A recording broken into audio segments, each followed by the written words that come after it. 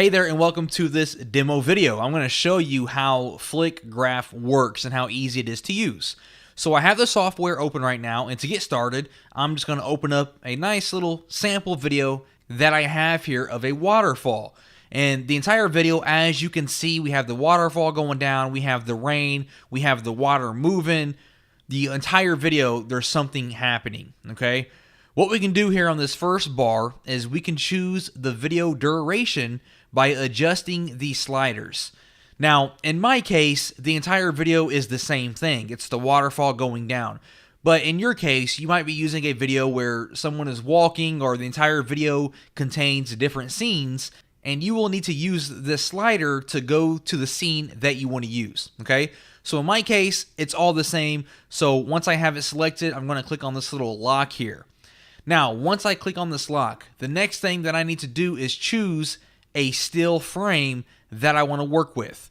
So again, in my case, everything is pretty much the same, but in your case, you might want to choose a very specific scene in your video. So I'm going to keep mine right here in the middle of my upper brackets, and I'm going to click on the lock again. Once I have that clicked, you're going to notice we have a still frame.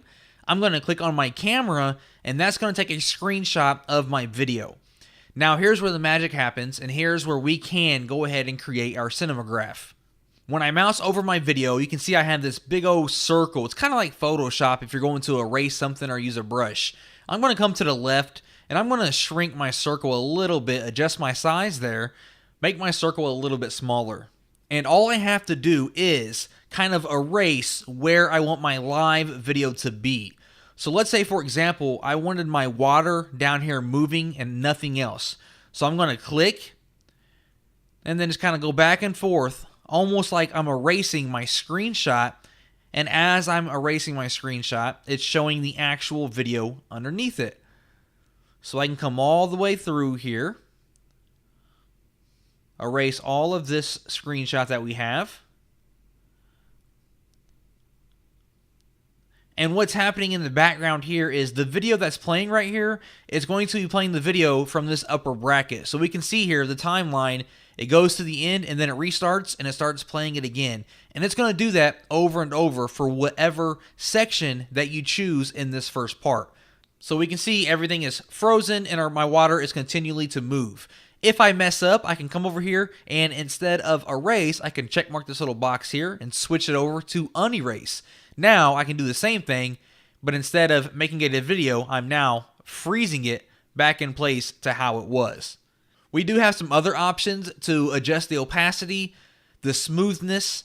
We can select particular areas and the frame alpha. And by adjusting these, we'll kind of adjust the screenshot itself and how much of the video actually gets through. So all the way forward, you can see it's completely frozen up here like a screenshot. Now if I move it down a little bit, we can see a little bit of the animation is starting to leak in a little bit. So you can play with these settings here, find the perfect settings that you like that make the cinemagraph that you like.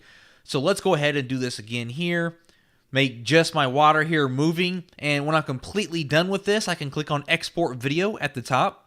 I can export this in MP4 or GIF format. MP4 for video websites that accept videos, or GIF format for like Imgur or websites that only accept images. Either way, it's going to look the exact same way and it's going to repeat over and over again. Down below, we need to select our different size that we want to export in. We have landscape, portrait, or square, or we can use the original size, or we can do custom dimensions. We also have frame rates and loops. Now, the loops here are pretty much only for the MP4s because GIFs are going to loop no matter what over and over. But for your MP4s, you can turn on loops to re-loop it back and forth.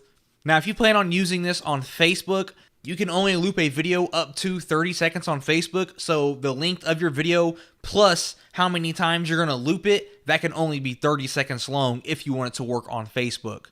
So I'm going to go ahead and click on GIF here. I'm going to keep my original size and I'm going to click on export. Once I do that, we can see my GIF was successfully exported, and now I can share that cinemagraph anywhere on the internet.